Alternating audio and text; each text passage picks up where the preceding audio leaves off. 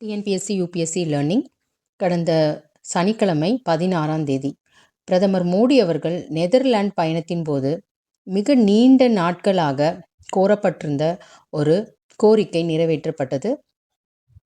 லைடன் பல்கலைக்கழக நிகழ்ச்சியில் நடைபெற்ற ஒரு கலாச்சார பாரம்பரிய நிகழ்வில் 5 நாடுகள் கலந்து கொண்டது. அந்த 5 நாடுகளும் வர்த்தகம் மற்றும் தொழில்நுட்பம் ரீதியான கூட்டாண்மைகளை மையமாக கொண்டு நடத்தப்பெற்றது. இந்த இதில்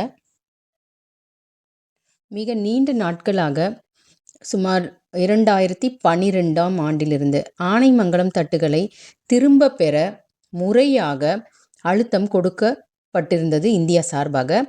2022ஆம் ஆண்டில் காலனித்துவ காலக்கலை பொருட்களை மீட்டெடுப்பதற்கான தேசிய கொள்கையை நெதர்லாந்து ஏற்றுக்கொண்டது.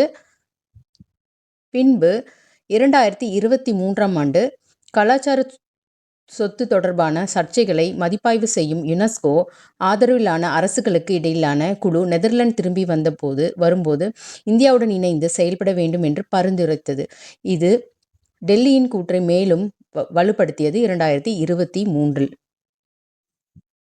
இலங்கை, இந்தோனேஷியா, நைஜீரியா மற்றும் எகிப்து ஆகிய நாடுகளுக்கு கணிசமான காலனித்துவ சகாப்த பொருட்களை திரும்பித்தர நெதர்லாந்து சமீப ஆண்டுகளில் உடன்பட்டுள்ளதுடன் மீட்சியில் மிகவும் செயலூக்கமான ஐரோப்பிய நாடுகளில் ஒன்றாக தன்னை நிலைநிறுத்தி கொண்டது.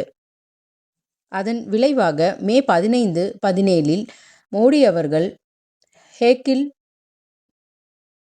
அரசு சார்பாக நடைபெற்ற விழா ஒன்றில் கலந்து கொண்ட போது டச்சு பிரதமர் ராப் ஜெட்டன் பிரதமர் மோடி அவர்களுடன் இந்த நிகழ்வில் கலந்து கொண்டார். அங்கு லைடன் பல்கலைக்கழகம் மற்றும் கலாச்சார பாரம்பரிய நிறுவனங்களின் பிரதிநிதி தட்டுகள் முறையாக இந்திய அரசுக்கு மாற்றப்பட்டது.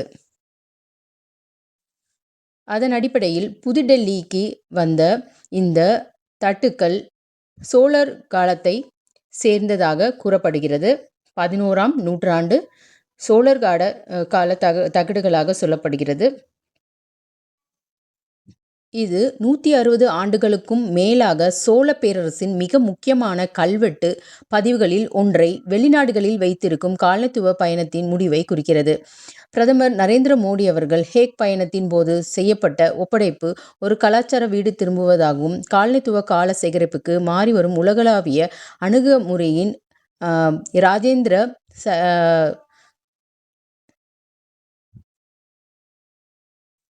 சோழனின் ஆனைமங்கல செப்பு தகடுகள் இந்தியா வந்தடைந்தது.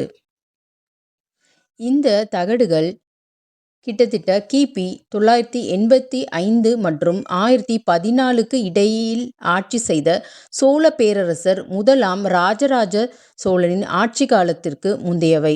தாமிரத்தில் வார்க்கப்பட்டு சோழ பேரரசின் முத்திரையை கொண்ட வட்ட வளையத்தின் ஒன்றாக இணைக்கப்பட்ட இந்த தொகுப்பில் 21 பெரிய மற்றும் 30 கிலோகிராம் எடையுள்ள 3 சிறிய தட்டுக்கள் உள்ளன. கல்வெட்டு அறிஞர்கள் இவற்றை சோழர் காலத்தில் எஞ்சியிருக்கும் மிக முக்கியமான பதிவுகளில் ஒன்றாக கருதுகின்றனர். இது இந்தியாவுக்கு வெளியே பாதுகாக்கப்பட்ட தமிழ் வரலாற்று பாரம்பரியத்தின் மைல்கல்லாகவும் கருதுகின்றனர்.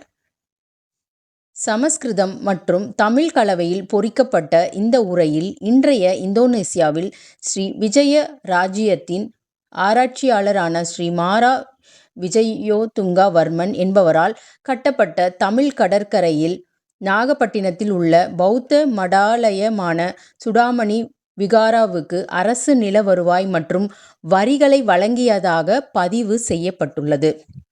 முதலாம் ராஜராஜ சோழனுக்கு அசல் மானியம் கிடைத்ததாக கூறப்பட்டாலும் அவரது மகனும் வாரிசுமான முதலாம் ராஜேந்திர சோழனும் அதன் நிரந்தர பாதுகாப்பை உறுதி செய்வதற்காக செம்பில் பொறிக்கப்பட்ட உத்தரவை செம்பில் பொறித்ததாக வரலாற்று ஆசிரியர்கள் கூறுகின்றனர். சோழர்களின் கடல் கடந்த படையெடுப்புகள் கடல்சார் வர்த்தகம் மற்றும் தென்கிழக்கு ஆசியாவுடனான ராஜதந்திரம் பற்றிய குறிப்புகளும் இந்த தட்டுக்களில் உள்ளன என்று அறிஞர்கள் குறிப்பிடுகின்றனர்.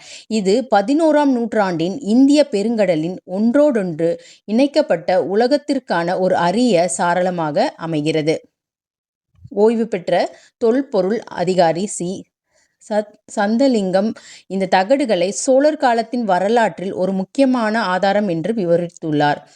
வெற்றிகள் மற்றும் பயணங்கள் பற்றிய விரிவான குறிப்புகள் சகாப்தத்தின் பிற இலக்கிய மற்றும் கல்வெட்டு ஆதாரங்களை உறுதிப்படுத்த உதவுகின்றன என்று சுட்டியும் காட்டியுள்ளார். தமிழ் ஆய்வு ஆராய்ச்சியாளர்களை பொறுத்தவரை தட்டுக்கள் திரும்பி வருவது என்பது சோழ அரசு மதம் மற்றும் வணிகம் பற்றிய கதைகளை நீண்ட காலமாக ஆதரித்து வந்த ஒரு முதன்மை மூலதனத்தை எளிதாக அணுகுவதாகும் என்றும் குறிப்பிட்டுள்ளனர்.